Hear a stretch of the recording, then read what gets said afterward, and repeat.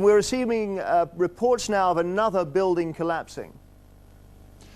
That's right, Jeremy. A third building has collapsed. We had the collapse of the two main towers about an hour after the actual explosion, which was about 9:15 in the morning. If you wanted to calculate a time to cause maximum disruption, you would calculate that time. It's the start of the working day and perhaps the biggest, busiest complex in the world. There were those two explosions. I was at the base of one of those buildings and it literally shook. Saw the big hubbub going on around Building 7. Walked around it. I saw a hole. I didn't see a hole bad enough to knock a building down, though. So, yeah, there was definitely fire in the building, but I didn't hear any, maybe this is movie crap. I didn't hear any creaking, or I didn't hear any indication that it was going to come down. And all of a sudden, the radios exploded, and everybody started screaming, "Get away, get away, get away from it!" And I was like a deer in the headlights, and I look up, and I think I remember pretty clearly the two guys that I knew were on the transit radio. I don't know if those tapes are out there, but I can try and look for them and show you exactly what I'm talking about. But it was that moment, get away, and I looked up, and it was nothing I would ever imagine seeing in my life. The thing started peeling in on itself, and I mean, there was an umbrella of crap 7 feet over my head that I just stared at, and somebody grabbed my shoulder and I started running, and the shit's hitting the ground behind me, and the whole time you're hearing thum, thum, thum, thum, thum. So I think I know an explosion when I hear it. I was real close to Building 7 when it fell down, and running away from that sucked. That's one of the things that I live with all the time, and I don't know, but that didn't sound like just a building falling down to me while I was running away from it. There's a lot of eyewitness testimony down there hearing explosions. I didn't see any reason for that building to fall down the way it did, and a lot of guys should be saying the same thing.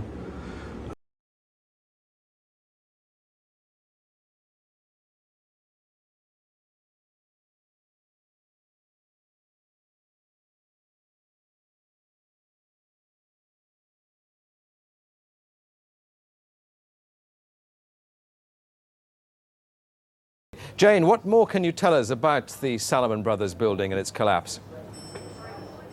Well, only really what you already know. Details are very, very sketchy. There's almost a sense downtown in New York behind me, down by the World Trade Centers, of just an area completely closed off as the rescue workers try to do their job. But this isn't the first building that has suffered as a result. We know that part of the Marriott Hotel next to the World Trade Center also collapsed as a result of this huge amount of falling debris from 110 floors of the two twin towers of the World Trade Center.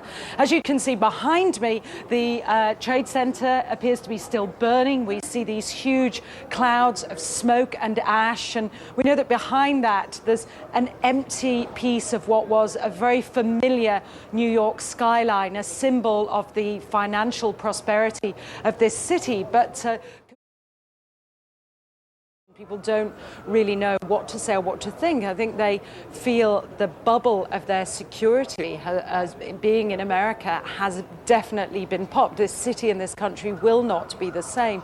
But they don't really know where to turn. That's the very sad thing. I think there's going to be a lot of very, very traumatized people that has hit them very, very hard. Jane, I think many of us, when we heard the news, perhaps on the radio earlier today, were completely flabbergasted by it and just couldn't comprehend it. I mean, it almost sounded too far-fetched. I was wondering what it's felt like for you being in Manhattan. Well, unfortunately, I think we've lost the line with Jane Stanley in Manhattan. Perhaps we can rejoin her and follow that up later.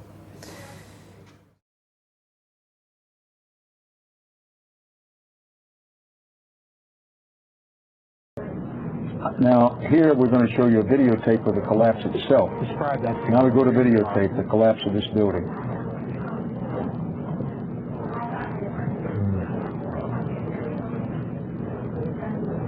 It's amazing. Amazing, incredible, pick your word. For the third time today, it's reminiscent of those pictures we've all seen too much on television before, when a building was deliberately destroyed by well-placed dynamite to knock it down. Can't attest to the validity of that. All I can attest to is that by noon or 1 o'clock, they told us we had to move from that triage site up to Pace University, a little further away, because Building 7 was going to come down or being brought down. Did they actually use the word brought down, and who was it that was telling you this? The fire department, and they did use the word. We're going to have to bring it down, and. Standing there, we were watching the building actually because it was on fire. The bottom floors of the building were on fire, and we heard this sound that sounded like a clap of thunder. Turned around, we were shocked to see that the building was.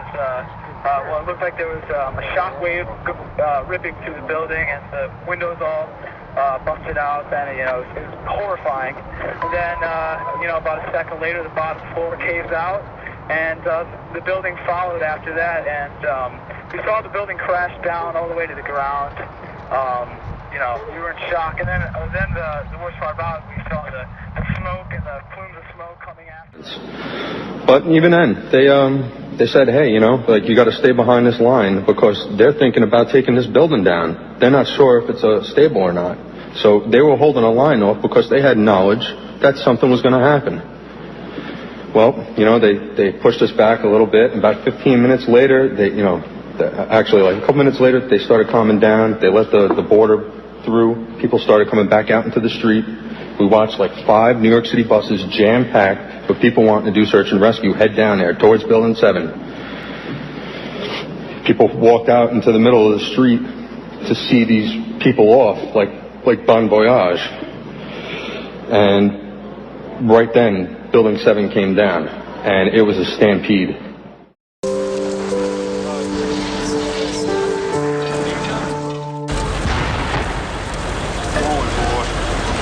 Keep your eye on that building. It'll be coming down. The building is about to blow up. Moving back. All right, guys. Sorry. We are walking back. There's a building about to blow up.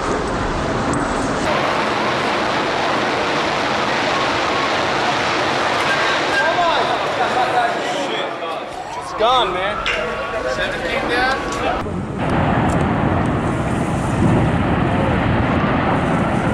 I remember getting a call from the fire department commander telling me that they were not sure they were going to be able to contain the fire. I said, we've had such terrible loss of life. Maybe the smartest thing to do is pull it.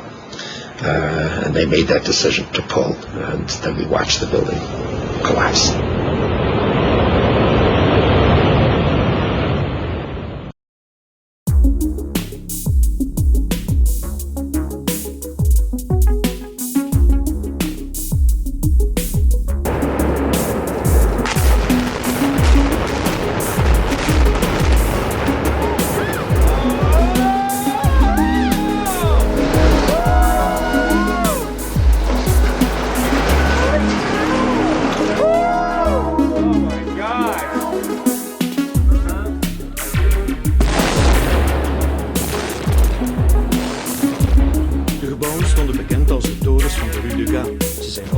Met 3100 ladingen explosieven.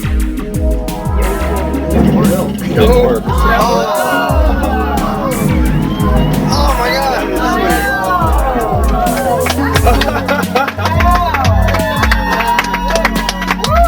I don't know exactly how many stories the building is, Dan, but standing at the base of it, watching it burn about an hour ago, it looked to be something on the order of 50, 60 stories, as you said, a very, very large office building.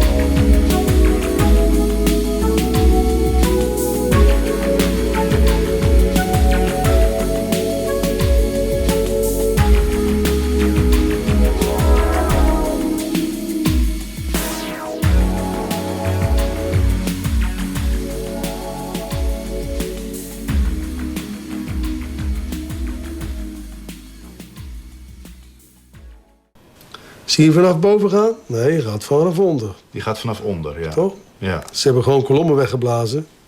Er is nagesprongen. Dit valt anders dan het World Trade Center. Vind je niet dan? Ja, je ziet het, de onderste verdiepingen gaan eerst. Ja, en de rest zakt er gewoon in. Dus dit is controlled demolition. Zeker weten? Zeker weten. Er is nagesprongen. Dit is in opdracht gebeurd. Dit heeft een team gedaan van experts. Maar dit is ook op 11 september gebeurd. Dezelfde dag?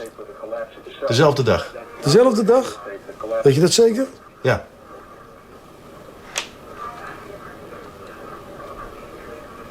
Was het zeker weten de 11e? Dat kan geen waar zijn. 7 uur nadat de World Trade Center naar beneden viel. Ja? Hebben ze hard gewerkt. In het officiële onderzoeksrapport van FEMA staat dat ze niet kunnen verklaren waarom gebouw nummer 7 is ingestort. Uitgebreid bespreken we alle mogelijke oorzaken met Danny Jowenko. Dat weet ik niet precies, maar ze hebben wel... Maar hij blijft erbij dat het gebouw is opgeblazen. Het is vakwerk, zonder meer. We weten heel goed wat ze doen, die jongens. De vraag is dan, is zoiets van tevoren voorbereid of kan dat op 11 september zelf nog zijn besloten en uitgevoerd? Met hoeveel man heeft u hoeveel tijd nodig om dat te doen? Dat weet ik niet precies, maar... Maakt u een inschatting? Ja, dan moet je wel ervaren mensen hebben, maar als je een man of 30, 40 zou hebben... Kijk, een paar met de snijbrander, de rest brengt hem aan. Andere mensen sluiten dat deadcord met die boosters aan. Dat moet allemaal precies op hetzelfde moment gaan. En weer een derde die zet de elektronische systemen erop. En dan gaat hij. Terwijl overal brand was en ook in dat gebouw was brand? Het is niet geblust. Ze hebben de brand niet geblust. Dus de mensen die dat moesten doen, die moesten het doen terwijl het binnen nog brandde.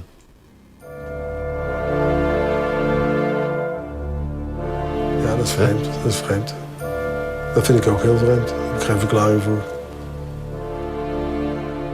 In gebouw nummer 7 zaten onder meer de IRS, het ministerie van Defensie, de CIA, de Secret Service, de commandobunker van burgemeester Giuliani en de SEC, de beurswaakhond die toeziet op de financiële schandalen van Wall Street. Volgens de complotdenkers was het bewijs van de Amerikaanse medeplichtigheid te vinden in gebouw nummer 7 en is daarom van tevoren besloten dat het zou worden opgeblazen. Als we niet blijven zoeken naar antwoorden, zullen we ook nooit de waarheid vinden.